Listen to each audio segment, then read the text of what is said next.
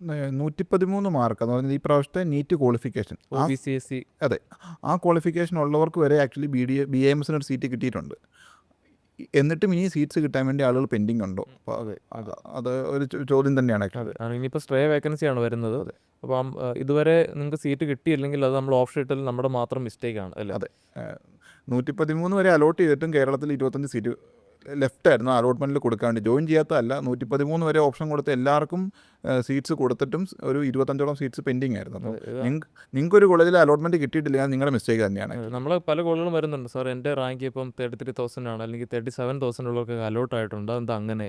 കീമിൽ വിളിച്ച് കംപ്ലയിൻറ്റ് ചെയ്യണോ? അങ്ങനെയൊന്നും ഒരിക്കലും സംഭവിക്കത്തില്ല. അതെ, കീമിൽ ആരും ആക്ച്വലി ഇത് മാനിപ്പുലേഷൻ പോസിബിൾ അല്ല, കമ്പ്യൂട്ടറാണ് അലോട്ട്മെൻറ്റ് പ്രോസസ് ചെയ്യുന്നത്. നിങ്ങൾ ഓപ്ഷൻ കൊടുത്തിട്ടുണ്ടെങ്കിൽ കൃത്യമായിട്ട് അലോട്ട്മെൻറ്റ് കിട്ടേണ്ടതാണ്. അതെ, അങ്ങനെയുള്ളവർക്ക് ഈ ഒരു പ്രശ്നം റെക്ടിഫൈ ചെയ്യാനായിട്ടുള്ള അവസരമാണ്. അതാണ് നമ്മളിപ്പോൾ ഈ വീഡിയോയിൽ പറയാൻ ഉദ്ദേശിച്ചത്. അതെ, 3rd റൗണ്ട് കഴിഞ്ഞത് 4th റൗണ്ടിലേക്ക് വന്നു. 4th റൗണ്ടിൽ ആക്ച്വലി നമുക്ക് ഫ്രഷ് ഓപ്പൺ രജിസ്ട്രേഷൻ ആണ്. നമ്മൾ ആദ്യമായിട്ട് ഓപ്ഷൻ വെച്ച പോലെ തന്നെ നമുക്ക് ചെയ്യാൻ പറ്റും. ഫസ്റ്റ് റൗണ്ട് എങ്ങനെ വെച്ചോ അതുപോലെ ചെയ്യാൻ പറ്റും. അപ്പോൾ അതിൻ്റെ അകത്ത് നിങ്ങളുടെ സ്കോർ എത്രയും ആയിക്കോട്ടെ, ഏറ്റവും ബെസ്റ്റ് കോളേജിൽ നോക്കി വെക്കാനുള്ളൊരു ഓപ്പർച്യൂണിറ്റിയാണ് ഇനിയും ഉണ്ട്. അതെ, ഈ പറഞ്ഞ പോലെ 113 വരെ സീറ്റ്സ് കിട്ടാനുള്ള സീറ്റ്സ് വേക്കൻസിയും കേരളത്തിലുണ്ട്. ഏകദേശം 75 സീറ്റ്സോളം വേക്കൻ്റ് ഉണ്ട് കേരളത്തിൽ എൻ്റയർലി, BAMS മാത്രമായിട്ടുണ്ട്.